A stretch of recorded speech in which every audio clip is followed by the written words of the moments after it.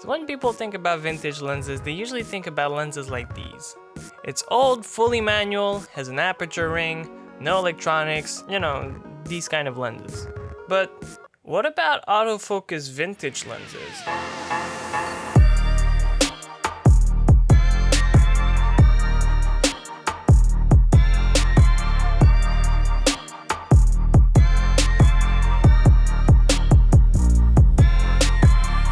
But wait, what defines a vintage lens?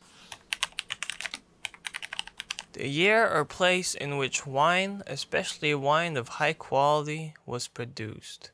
The term vintage has a distinct meaning in the context of vintage port. While vintage is simply a year in which wine is made, most producers of vintage wine port restrict their production of year-labeled bottling to only the best years, a few per decade. This is like 2 decades old.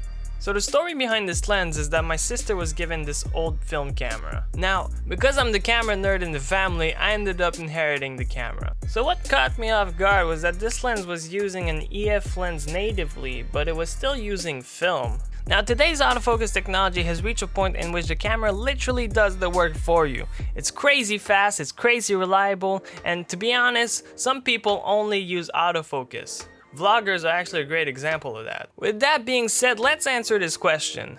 Is it worth to get an old vintage autofocus lens in today's day and age?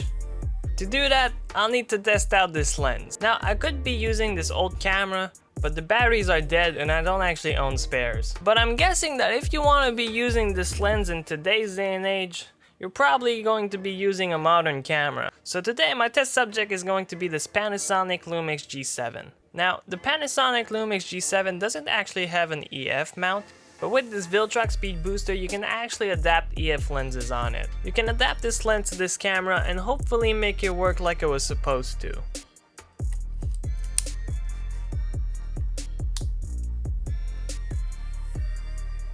Now this lens was originally supposed to be fitted on a 35mm sensor, but in our case I'm using a micro four thirds sensor, which is much smaller. With the speed booster it helps with the crop factor, but it's still not gonna give us the full potential of this lens. Normally it should act like a 28 to 90mm lens, but in my case it's more going to be like a 39.76 to 127.8. or roughly 40mm to 130mm. So I want to do some photography with this thing, and I want to bring you along with me. Now, usually I would add a GoPro on top of the camera, but I don't actually own a GoPro. But I own a second mirrorless camera.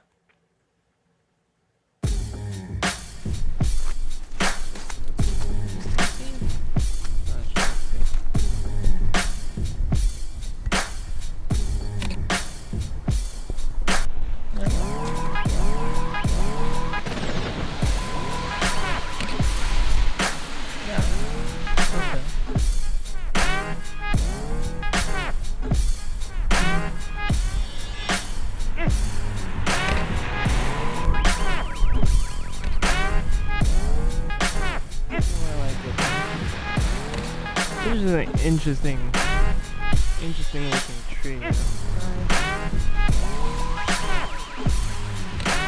Okay. Yeah, maybe. Good top part right here.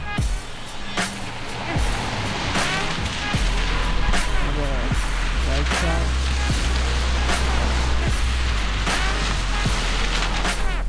That's interesting way.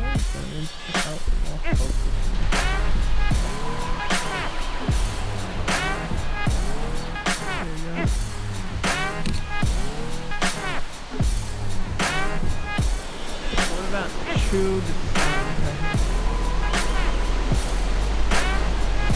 Oh yeah, I like that. Have you seen that right there? That's super majestic.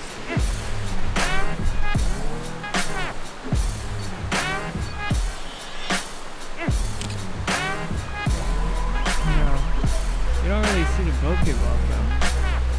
Maybe if it clashed with the yellow sun. Oh yeah, that's good.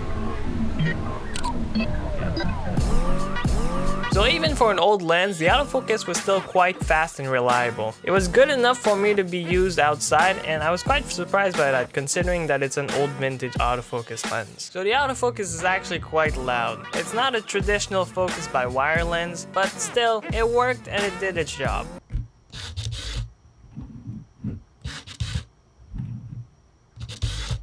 In this case, the barrel rotates and extends depending on the focus. This does have its pros by still being able to manually focus even when you're using an autofocus setting. So, conclusion. Should you get an old autofocus vintage lens? Well, if you already own a kit lens or something better than a kit lens, well, this thing really has nothing to offer you. The autofocus is loud, the build is plasticky, and although the autofocus was quick and reliable, there's still better out there. But if you're switching to full frame, you want something quickly that'll do its job while you save up money to get something better, this lens will do its job. I wouldn't recommend this lens personally, but I wouldn't say it's a lens so bad that it can't be used anymore. It can still match today's quality without being too far behind.